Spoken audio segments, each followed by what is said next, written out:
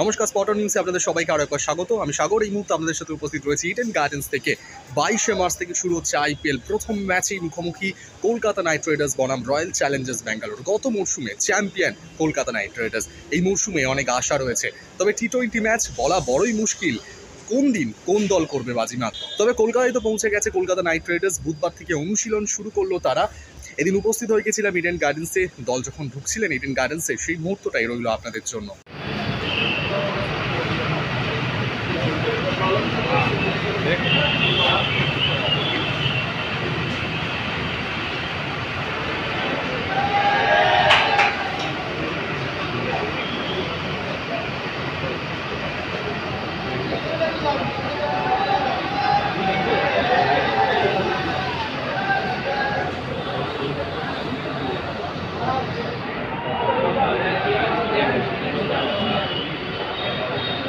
দাদা কাকা ফোনটা একটু নামাও।